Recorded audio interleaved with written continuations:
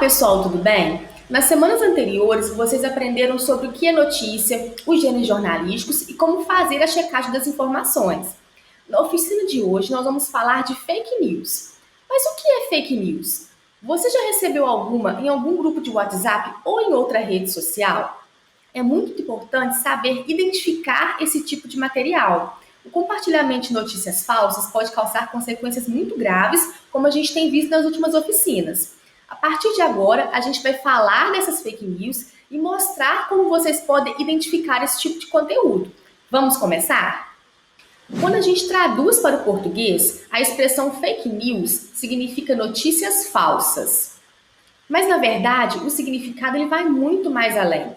Fake news não são só aqueles conteúdos errados que foram inventados por alguém. Essas informações mentirosas poderiam ser apenas um boato, como esse do nosso exemplo. A principal diferença entre o boato e as fake news é que no boato a informação corre de boca em boca. Para ser fake news é necessário algo a mais. Em primeiro lugar está a motivação de quem cria esse conteúdo falso.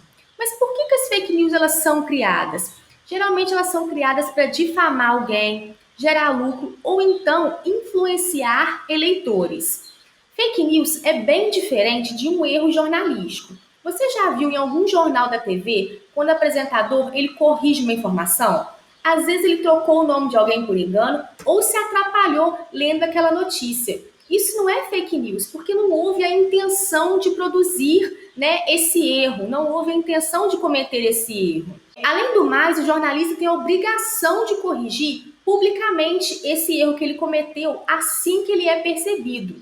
No jornal impresso, a correção dos erros vem no dia seguinte, mas vem. Nós vamos ver aqui um exemplo da Folha de São Paulo, que em 2016 ela lançou uma matéria com a seguinte manchete: NASA quer levar baratas para Marte. Houve um erro de digitação aí. Nós vamos ampliar a notícia para vocês entenderem. Na verdade, a NASA queria levar batatas.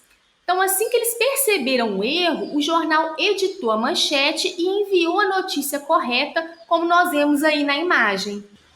Não foi um caso de fake news, mas erro de digitação. Então, nós vimos que existe boato, que existe erro que é corrigido na imprensa, mas fake news é outra coisa. Mas quais são os aspectos que caracterizam as fake news? É importante pensar no conteúdo que foi criado e compartilhado com a intenção de confundir. Existem tipos diferentes de fake news e órgãos oficiais estão chamando a atenção para isso. É o caso do Tribunal Superior Eleitoral, que criou até vídeos para alertar contra fake news nas eleições. Você já viu? Na dúvida, não compartilhe. Fake news preocupa nas eleições, mas também faz mal em plena pandemia. Olha agora o alerta do Ministério da Saúde. Coronavírus, o que você precisa saber e fazer. Antes de compartilhar mensagens de saúde, confirme se elas são verdadeiras no canal de WhatsApp Saúde Sem Fake News. Siga as orientações do Ministério da Saúde pelo site saude.gov.br/coronavírus. Viram? Tudo tem que ser checado antes de compartilhar. Estudos apontam que a chance de uma fake news viralizar é 70% maior na comparação com uma notícia verdadeira. Mas por que será que isso acontece, né?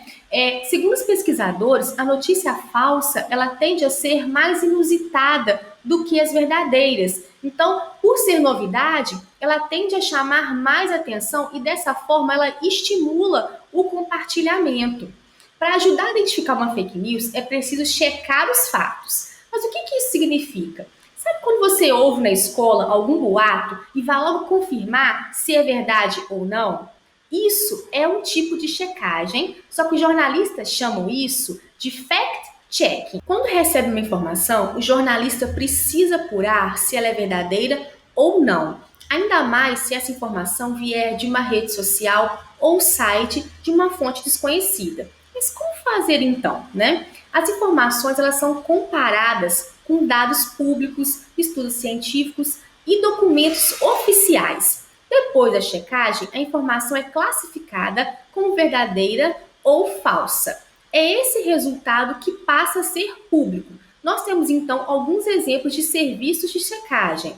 como o Fato ou Fake, o Ministério da Saúde, Fiocruz e também a Lupa. O trabalho de fact-checking se torna cada vez mais importante no Brasil, principalmente porque a maioria das pessoas usa as redes sociais para obter informações. Pesquisas mostram que mais da metade da população brasileira se informa pelas redes sociais, e é nesse momento em que muitas notícias estão circulando sobre a pandemia que precisamos redobrar a atenção antes de compartilhar. Existem alguns cuidados que você pode tomar para evitar o compartilhamento de fake news. O primeiro deles é: avalie a fonte. É muito importante checar de onde vem a informação para saber se o conteúdo foi apurado ou não. Procure sempre se informar apenas em veículos confiáveis, como jornais, emissoras de rádio, TV e órgãos públicos. Avalie a estrutura do texto. Algumas fake news contêm erros de português e frases mal estruturadas, sabe? Ficando claro que não foram escritas por um jornalista formado em uma faculdade. Leia a notícia até o fim. Muita gente lê só o título e o subtítulo para entender uma reportagem, mas isso não é certo. Leia a notícia toda para saber do que se trata e quais informações que ela traz antes de compartilhar. Preste atenção na data de publicação. Nós estamos em 2020, então uma notícia que mostra dado da economia que foi escrita há 4 anos atrás, ela já não vale de mais nada para hoje. Então, fique atento. Procure a notícia em mais de um site. Se for uma notícia bombástica, mas verdadeira, é muito provável que ela esteja em muitos veículos de comunicação. E não se esqueça de procurar só em sites confiáveis. E o mais importante de tudo, se estiver na dúvida se a notícia é verdadeira ou se é fake news, não compartilhe. Nós conversamos com a professora Fabiana Piscinin, que falou sobre a relação das fake news com a internet. As redes sociais também têm um problema de que elas trabalham com fatias finas da informação, como dizem alguns autores, né? Então, mais fácil é você, ou a pessoa que está em contato com aquela informação, ela passar adiante do que ir em busca de uma contextualização maior. Tudo isso conforma um certo tipo de narrativa para as informações falsas, que estão às vezes próximas da narrativa jornalística, às vezes não muito. A professora ainda falou sobre o tipo de narrativa que é construída nessas redes sociais. Vocês sabem que as fake news não são um fenômeno novo, elas só estão mais recorrentes e mais propagadas. Então, para a gente pensar as razões disso, eu gostaria de colocar algumas questões que complexificam esse cenário e contribuem para que a gente possa entender por que isso vem acontecendo.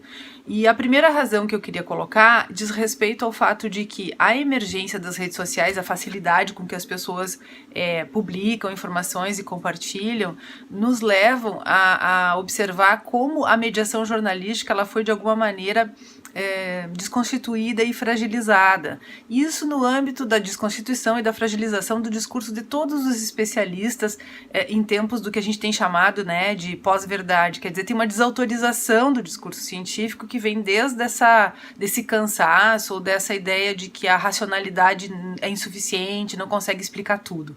E junto com isso, um dos peritos, né, que são os jornalistas, também sofrem nos seus discursos esse descrédito. Então isso colabora para que haja também uma ideia de que qualquer pessoa pode trazer a verdade, bastando para isso publicá-las nas redes sociais, essa verdade, e colocar para compartilhar. Muito obrigada pelas informações, professora Fabiana.